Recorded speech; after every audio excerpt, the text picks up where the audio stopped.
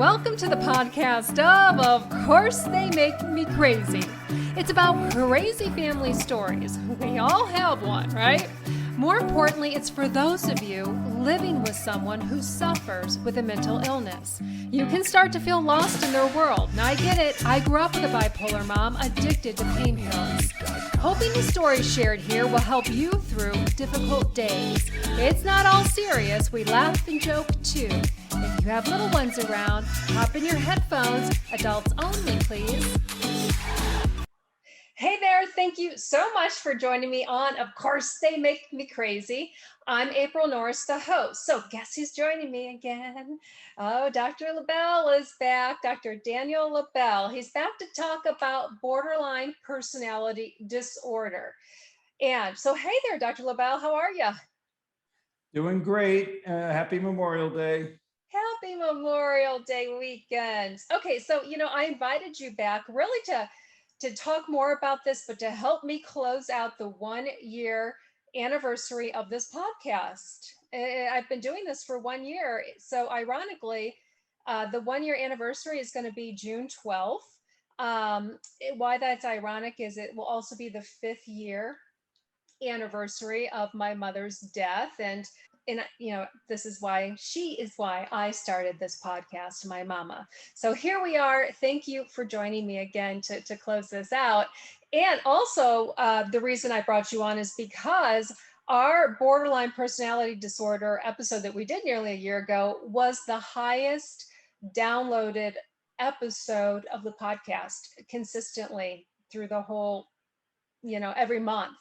So so people want to know more about this topic, of course. And you are nearly 30 years. You corrected me this morning. 30 years you've been helping families get through BPD. And you've written 2 books on the topic. So, this topic with you've books on it, it probably doesn't surprise you that it is such a hot topic and people want to know more about it, or does it surprise you? No, it doesn't surprise me. It's an emergent topic. In other words, so many of the responses I get from people, which I think is representative of the general population, is sort of people knew that there was something wrong, either in a loved one or sometimes in themselves and their families, and they grasp to try to understand, what is this? What is going on? And so when they see my work and the work of some others in the area, they say, oh, finally, there's a name to it. Someone understands this. I get it. And so I think it's emergent, and I think we're still learning more and more about the disease, the disorder, and how to work with it.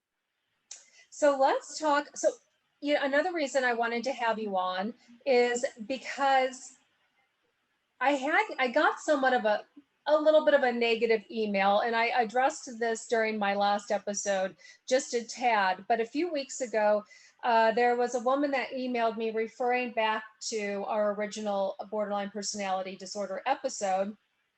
And so we won't spend too much time on this, but I wanted to kickstart our conversation off today by reading what she wrote. And then we can kind of address it, and then we can go on. And I think that this episode would be very good for her to hear, because we will be addressing some of her issues. But this is what she wrote. She says, I felt compelled to reach out and let you know that I really wished you'd have treated the BPD episode with compassion. I have BPD because of complex PTSD due to persistent childhood trauma. My mother has dissociative identity disorder and was in a mental institution the majority of my early life. And I have a father who was too preoccupied to give a dang about the emotional needs of his kids. I have never had a chance to develop a healthy sense of self. No one was available to teach me to relate to others in a healthy way. How about you talk about that on your show? That those who have BPD probably ended up with it from some sort of childhood trauma, and that we should treat them with kindness, respect, and compassion. Everyone deserves that, right? Even those with BPD. Not cool, guys. And it ends there. So as you, Dr. Lobel, you know this, and it's not your intent. We don't want to disrespect anyone. And she's right. Everybody should be treated with kindness. But I went back and I listened to that episode 2 times after I got that email, because I just felt like that's what I needed to do. And, I feel very 100% that we were not disrespectful. Now, I'm going to be honest with you. When I read that email, I was perturbed. And my first, indication, or my first thought was, well, of course you have BPD. You sure do sound like someone with it. Right. And so, but she had a point that we didn't really cover, how and why people are diagnosed with it. But, this podcast focuses on those of us who live with people with BPD and things of that sort. But I just wanted your thoughts on her email. Well, I absolutely agree with her. And I live my life and I agree with you, April, that everybody should treat one another with kindness and respect. I think if we all did that, we would be living in a much better world, and I might be out of business. Yeah. Unfortunately, that doesn't happen all the time. And the issue of borderline personality disorder falls into a category of mental illnesses that cause pain and suffering in those who have the mental illness, but also the mental illness causes them to cause pain and suffering to those around them. And so we end up with the person who is suffering from the disorder itself, in this case, BPD. And then we have those around them who are suffering from the effects of the other person who has the BPD, that the BPD is causing them to cause pain to others. Other diagnoses in this category would include alcoholism, where an affected individual who is addicted to alcohol or other substances for that matter is usually in a lot of pain, is putting their health at peril, and usually their lives are compromised because of it, but also those around them suffer by many of the effects of what occurs with uncontrolled substance abuse, such as draining of family funds. People become abusive when they're intoxicated on certain drugs. Alcohol and amphetamines are more notorious for that than other kinds of substances. In addition to the occupational impairment that's also caused by that. In other words, people have trouble at work because of their substance abuse, various aspects of it, and that affects their family with regard to their financial integrity. Worst case scenario, of course, is the drinking driver whose addiction to alcohol or another substance causes them to have a fatal accident and take the lives of somebody around them.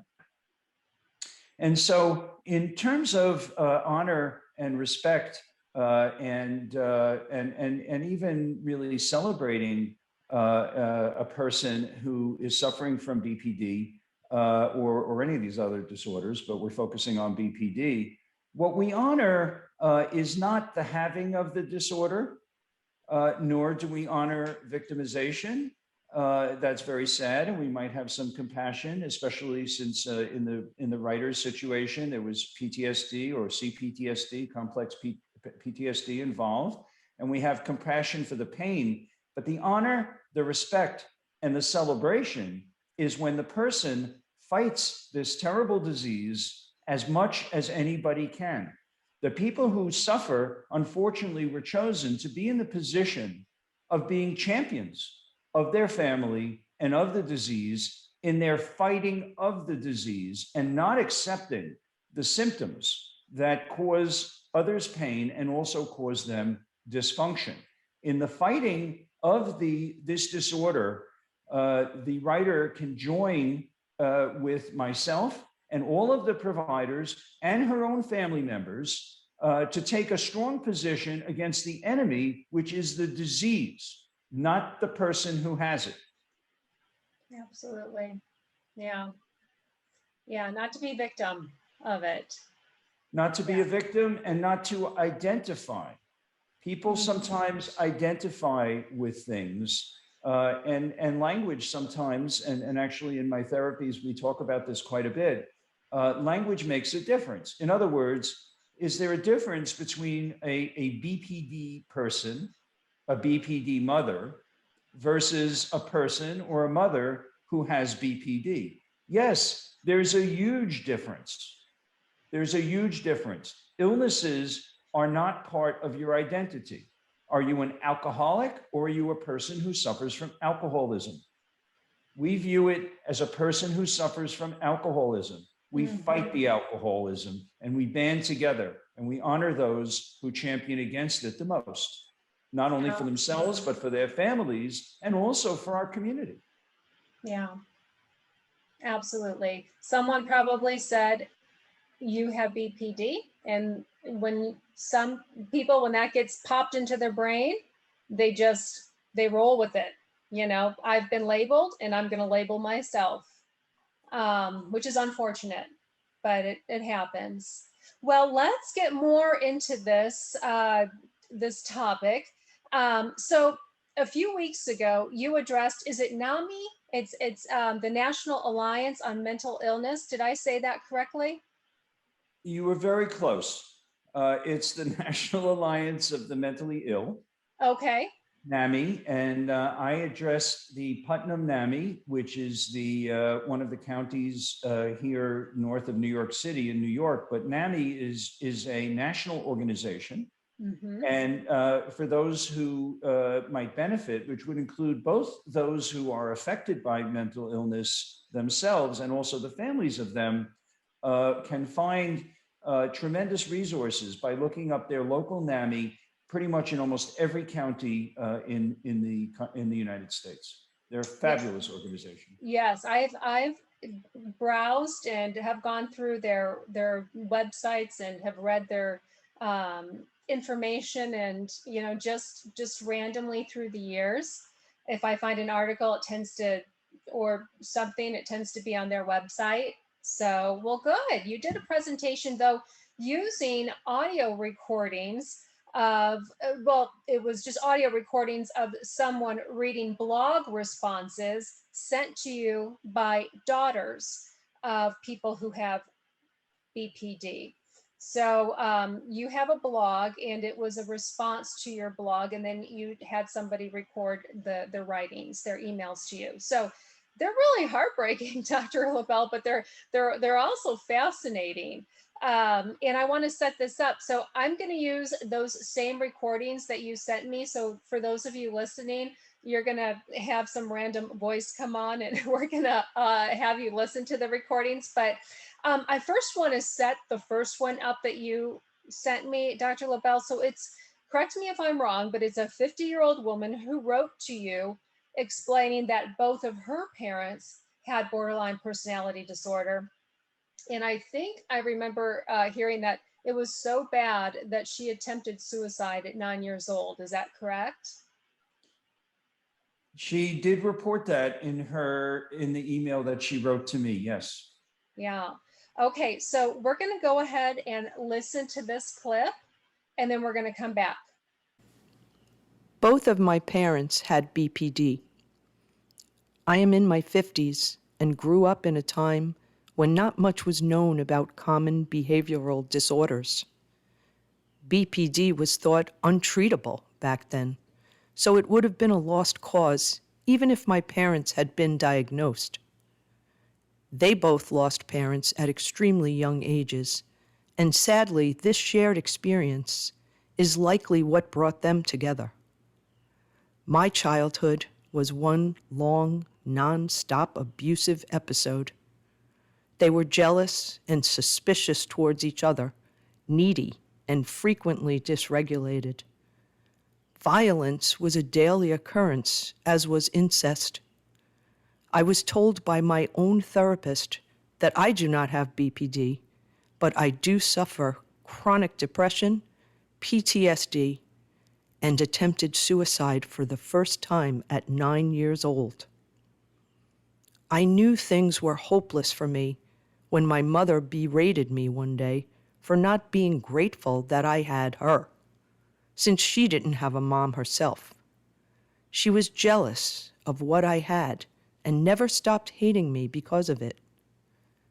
Now, with my own kids, I am unsure of myself and felt I had imposter syndrome as a mother. They sadly have tried to assure me that they believe I am a good mother. I was so broken by my own upbringing that I will probably spend the rest of my life in therapy trying to heal the damage that a disorder that I myself do not have did to my psyche and my spirit. Okay, so Dr. Lobel, so someone in her situation, how does she ever heal from that? Does she ever heal from something like that? That's a wonderful question, April. And I wish we had a few months to sit here and talk about that, because we can, but I'll try to break it down a little bit into some not only meaningful, but useful parts, because it is the $99,000 question, as used to be referred to. Yeah. When $99,000 actually value. Is that how much money they spend on services trying to heal from it? No, I'm just teasing. I know it's probably different for every person, but I'd love to hear your expertise on that. Well, one of the things that is very meaningful and I think very helpful to look at is that people who experience a parent that has BPD as a child have a very unique experience, and also one which is actually different from the adult's experience, even the same person as an adult. And the reason is that a child, say a 9-year-old, for example, that is with a parent who can be hurtful or abusive, either because of BPD or for other reasons, because of alcoholism or some other mental illness or some other circumstance, the 9-year-old person is trapped. 9-year-olds cannot take care of themselves. They're not legally permitted to try. If they did try, they would fail. Human beings are generally not capable of taking care of themselves, and they are stuck. They cannot leave the home other than in extreme situations, which would involve changes of custody, guardianship, et cetera, which do happen sometimes. But for most people, they're stuck. And because they're stuck, they adapt to constant or consistent abuse or hurtful behavior by a primary caretaker by fragmenting themselves. The fragmentation of themselves enables them, and this is actually where I believe that the DID, the dissociative identity disorder, and the dissociation in general that's associated both with BPD and with PTSD occurs, where the person attempts to be there in the sense of physically being there because they have no choice, but they emotionally and mentally remove themselves from caustic, toxic situations that are occurring with the caretaker. This inhibits the natural process of identity formation, which is one of consolidation and increases in durability. And rather, the fragmented parts of the personality that occur, especially at 9, and it would be even worse at age 6. The younger it is, the worse it is. These fragments then start to diverge from one another rather than consolidating, and can produce a full-blown dissociative situation.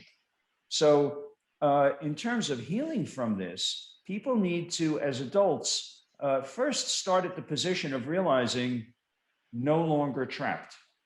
Yeah. Adults are no longer trapped. And that makes all the difference in the world, because interpersonally, we're going to be setting boundaries. And that means you have to be able to leave. And the 9-year-old can't leave. The 50-year-old can leave when she wants and when she needs to in order to preserve her mental health, or it could be even her physical health. The problem is that when it comes time to leave, they experience what we call regression. They go back in time, not only to the time when at 9 years old, when all of this started, or maybe perhaps when it was at its worst, not only do they go back there in terms of memory, but they go back there in terms of their way of looking at the world and also in the way of dealing with their emotions. And they can become very much childlike in their thinking and in their reactions. Again, because the personality growth stopped because of the need to fragment. And the fragmentation had become a defense, a way of coping with being hurt or being abused. So the healing piece of it is now they have to recognize that you don't need to fragment. You never should fragment because you don't have to stay. You can leave. And so we turn the fragmentation really 180 into a process of consolidation and the protection of the self as a consolidated self, which means you can't touch this anymore. And that's the key healing, identifying the regressions and being able to halt those regressions by using more adult-like mechanisms of defending oneself that are consistent both with not being trapped and also with a mature sense of self, such as the person in the clip that we just heard shared with us. She decided at 50 or thereabouts, I'm done. Yeah. I'm done. And I think we're going to hear one of someone that decided that earlier on. Some of them decided early on, but they're not able to decide that or do anything about it until there's a viable exit. Yeah. Because she probably just felt trapped still, even though she wasn't physically trapped up until 50, it was still trapped in her brain and the way she thought. And sometimes people, just that little light bulb goes off of a simple comment is, you're not trapped anymore. Boom. It's like, you're right. Holy shit, I'm not trapped anymore. And that's all. That little line is can do so much for someone. And that might not have been it, Dr. Lobel, but it just, it's just kind of like, even me listening to you, I'm like, whoa, you're right. At 9 years old, she was trapped. I didn't think of it that way. I just thought, oh my goodness, 9 years old, but okay, well, love that. So there was another clip you sent me, but I'm not going to play that one. I'm not going to play that one because of time constraints, but I'm going to read it and we'll talk about it. Okay, so it was another daughter saying that she brought her 3-year-old daughter around her mother. So she's an adult, brought her daughter around her mother, and the 3-year-old's grandma said to her, hey, I heard you went to the circus with your other grandparents, and you probably just had so much fun and you like them better than me. And then the 3-year-old was probably excited and said, yes, and then that grandma said to that 3-year-old, you're an awful brat, and then demeaned her for saying, yes, she had fun, and, a total mind, screw there. With grandma. And so the woman that wrote you said that's when she knew not to bring her daughter around her mother anymore because it would be repeating her own childhood. And thankfully that light bulb went off, for that lady. But my question is about this is because I know that you are a big component, a big advocate of boundaries when it comes to dealing with people like that. And so she set a boundary, it seems like, but are children who have parents with borderline personality disorder, are they likely, and I know that this is probably a two-prong and, another $99,000 question for you, but are they likely to be so aware of what was wrong in their childhood that they won't repeat the similar things that happened to them? Or are they more likely, is it a hereditary thing that they're more likely to do what was done to them? I know that's a loaded question, but I would love to hear your thoughts on that. Yeah, it is a good question, and it incorporates a lot of the elements of things that we're looking at now in terms of causes of BPD and also transgenerational transmission, through the generations and how that works. And in the example that you gave, which is a wonderful one, what we see in that example is that the grandmother of the 3-year-old has BPD. The mother who is writing this letter to me, or email letter to me, does not have BPD. Mm-hmm. And she recognizes that things that she was, again, as a child, perhaps willing or had to tolerate herself, she was not willing to tolerate that happening to her daughter. And so she had a protective response to her daughter, which all good mothers do, and said, "You're not going to hurt my kid." And as you said, set up the boundary. Before I get into the generational piece of it, I do want to point out that, because you said I'm a fan of boundaries, and I am, and that's true, and so is everybody else. The issue is that healthy people have natural boundaries, and so a healthy grandma doesn't hurt her grandchild. Yeah. A healthy grandma does not compete with the other grandparents for a 3-year-old's affection. That is unhealthy. Again, healthy grandparents, they don't do that, and they don't need to be told not to do it. Right. Healthy people have natural boundaries. They don't touch you when you pull away from them. They don't scream at you when you tell them you don't like what they're saying, and so on and so forth. So when you have to actually set boundaries, chances are you're dealing with someone with some sort of personality disorder or some sort of mental issue that doesn't allow them to set boundaries themselves. Interestingly enough, some people are not good at setting boundaries, and these are healthier, actually, people. But when you give them boundaries, they're very happy to have them. Mm-hmm.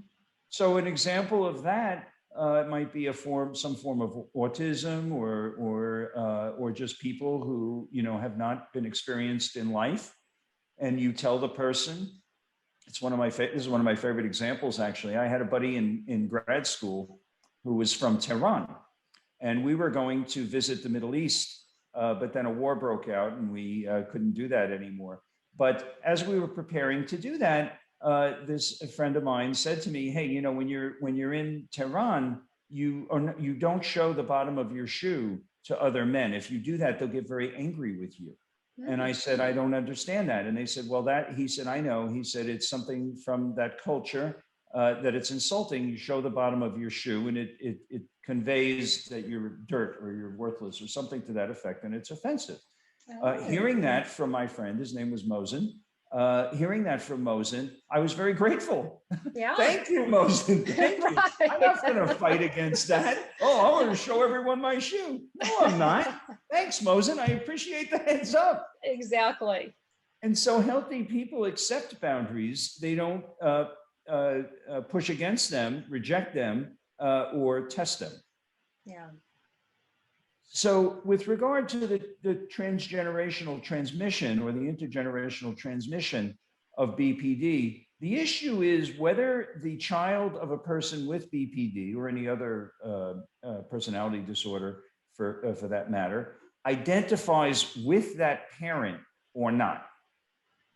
And so if the child identifies with a mother, for example, who has BPD, and of course we know that fathers can have BPD too, but in this situation, if a person is identifying with the mother, a female child is identifying with her mother who has BPD, and there's no other adult to identify with, then whereas she doesn't like to be abused, she sees that nonetheless as the way women should be, because we're programmed to think the way mom is the way women should be. And I want to be like that. And I see that mom gets a lot of power from lashing out. So I'm going to learn how to do that. And that's where I'll get my power.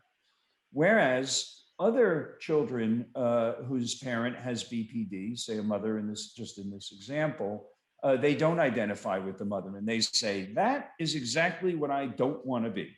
Yeah. And a person like that, particularly if there's a stable other parent, could be a father, or in today's world, it could be another mother, they will identify with the healthier parent, and they will not, or be less likely, I can't say not, but will be much less likely to have that disorder themselves because they have a healthier model and they can reject the unhealthy model. Oh, I like that. I like that. Yeah, I often think back to, my situation growing up with my mom. And even as a little girl, I mean, little girl, like I was probably 5 or 6, and I knew something was not right, and so, and even up into high school when I was doing beauty pageants, and they asked, who's your mentor? And I said, well, I don't really know if I have one. I said, I do love my mother, but I know I don't want to be anything like her, and then, I always joke, needless, I did not win that. But, so I just always, think back to, I feel like in my gut, even as a younger child, I knew that that wasn't right, the way she was behaving, the outburst, and just, even though she was lovely as she could be, a lot of times there were episodes, as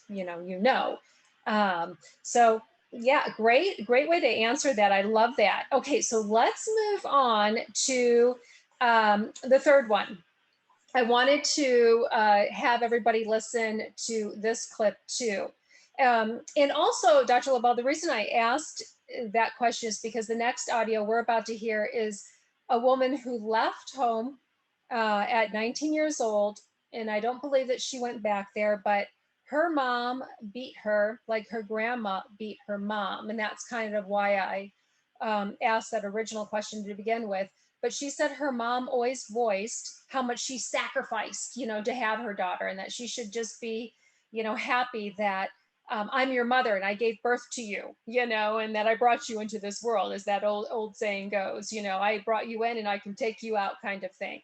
But let's listen to this audio clip, and I'd love to hear your thoughts on that, whether you think she did the right thing. But really interested too, because this scenario that we're about to hear reminds me of this 2-part podcast that I did a couple of weeks ago called Bonding Over Mothers with Bipolar Disorder, and my guest did somewhat of a similar thing. So let's take a listen here. I left home as soon as I could, age 19, got a job, and never went back home to my BPD mother, who always said, 1, how much she loved and sacrificed for me, and 2, criticized everything I did and said I was ungrateful. Adults said I was a quiet, obedient, submissive child with perfect manners because I was terrified of my mother's rages and beatings for being bad. Yet she described with bitterness that her mother had been just like mine, sweet and charming outside the home, a monster in it. I tried as an adult to develop an adult friendship with her, but it didn't work. Finally, I divorced her, only sending birthday and Christmas cards to assure her I thought of her. When she died, I didn't cry. In fact, I was relieved, but regretted that I never had a mother I could love enough to grieve over. But I have no regrets.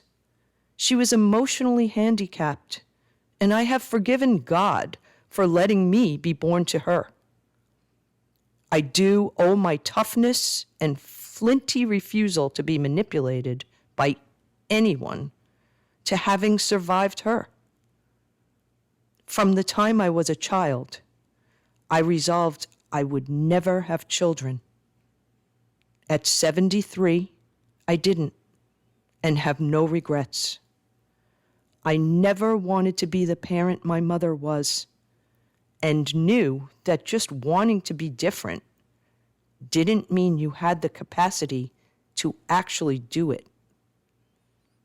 My mother often told me how desperately she tried not to be like her own mother, but she failed. And deep down, she knew, though of course would never admit it. Since my mother died, we are both at peace. I once told her that in heaven we would actually like each other.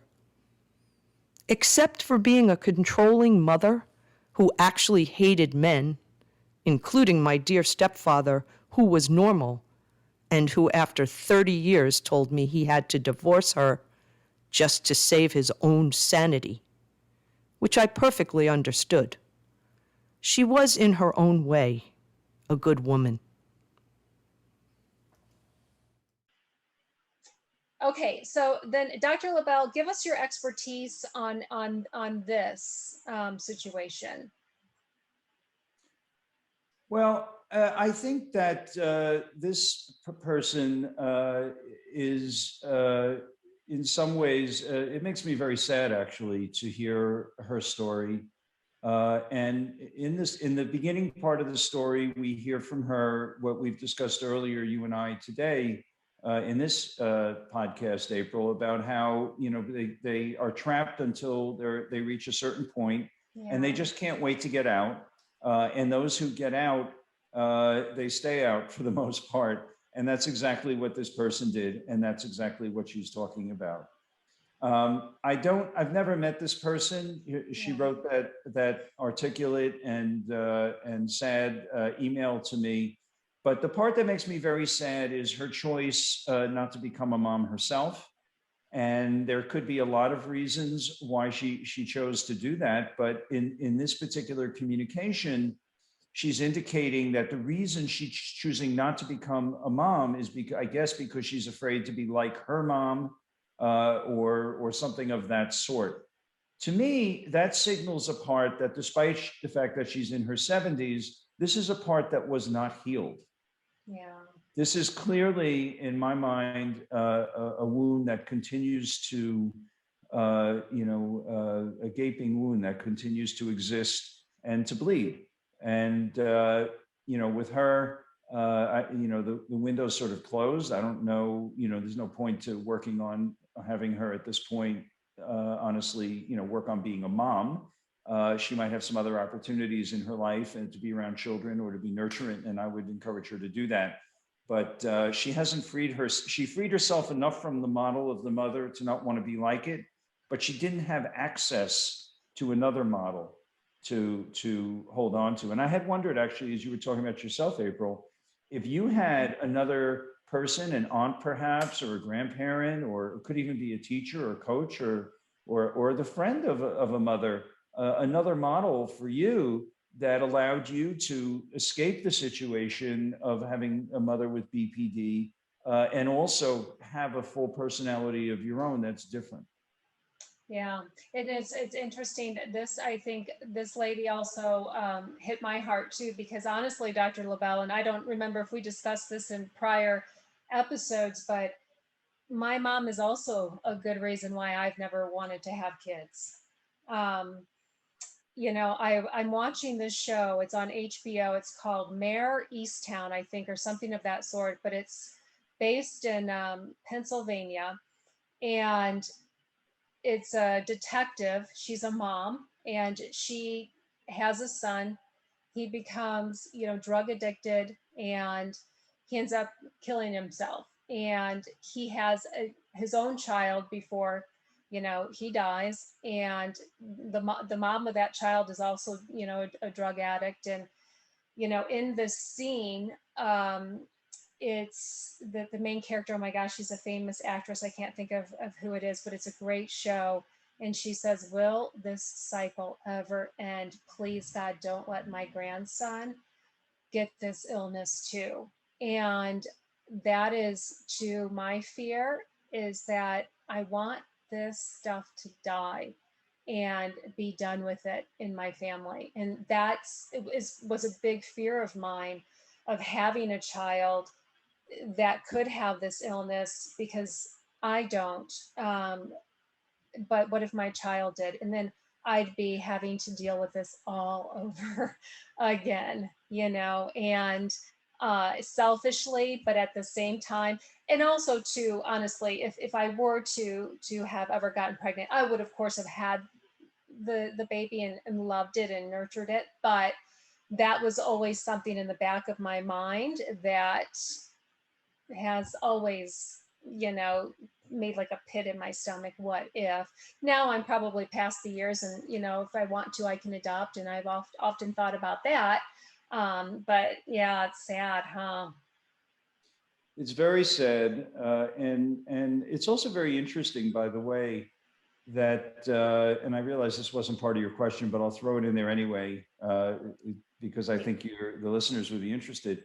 That people who have had a mom with BPD or any mental illness, for example, when they have a child of their own, as the child is growing, starting from very early on, the mom naturally, good moms and dads empathize very strongly with their children. And Yeah. so when they empathize with a child who's 2 or 3 or 4 or 5 or 6, it brings back to them what they went through when they were 2 or 3 or 4 or 5 or 6. And so many of the moms that I work with who had moms with BPD, when they have their own children, they find themselves experiencing painful things through their empathy with their child, going back to their own, their regressions or mini regressions that are caused by their empathy with their child going through the different stages of development. Each of these empathic experiences is painful for sure, but each one is also a great opportunity for healing. And healing yourself from a bad childhood through your own parenthood is a wonderful thing and a wonderful way to bond with your child. Yeah, I could see that. Well, I think we're going to wrap it up here. Is there anything else you wanted to add?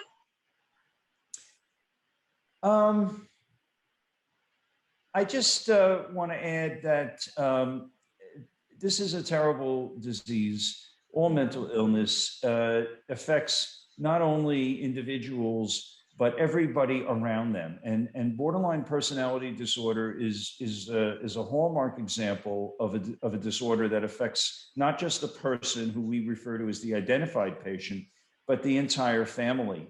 And a lot of the work that I do, and it really touches upon your last question, April, with regard to passing it down through the families, it has to do with working on the family, people who don't have BPD, but they enable it.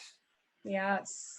And so whether or not it gets passed down, another very big factor here is whether family members who don't have the disease actually enable it, which largely involves giving in to tantrums and inappropriate requests and empowering a person to behave in a way that's hurtful to others by allowing them to achieve their goals by hurting other people.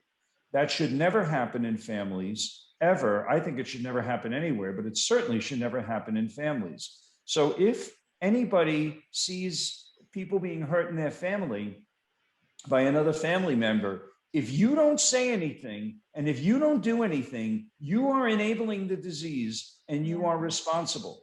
So you need to say something, you need to do something. And as we said to the person who wrote to you earlier, we all need to fight this disease together. We need to work together against the disease as an individual, as a family, as professionals, and as part of the community, like yourself. I love that you said that. And I know during our first borderline personality disorder episode, we talked a lot about enabling. And it is hard to sometimes not enable them because they can wreak such havoc on your life if you don't give in to them. But as you said in that very first episode, we did a lot with that with our mother of just, saying, just give her the damn pills.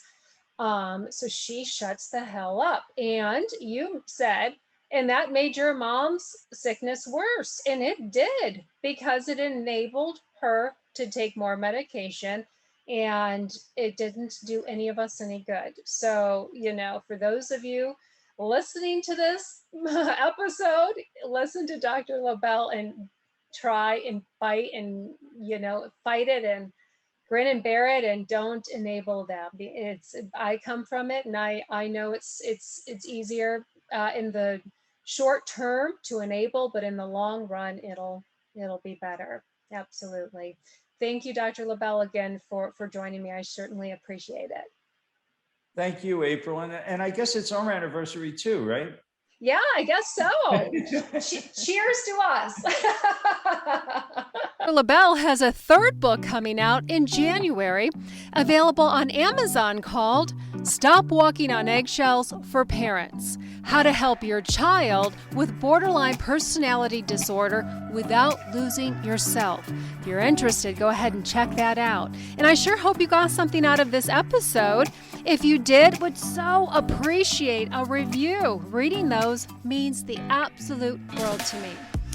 And this episode is going to wrap up my first season of Course They Make Me Crazy. I hope you go back, you listen to the others. They're loaded with lots of crazy, cringy, weird, but inspiring nuggets. And I hope that you know you're not alone. I'm going to take a couple months off. I'm going to get a new lineup for next season and work on that. You can always email me by jumping onto my website, ofcoursetheymакemecrazy.com, or DM me on Instagram. And if you have a topic or an issue that you would like me to address, let me know. My goal is to help you, and doing that is easier when I know what is bothering you or what is making you curious. I have lots of love for you. Have a great summer.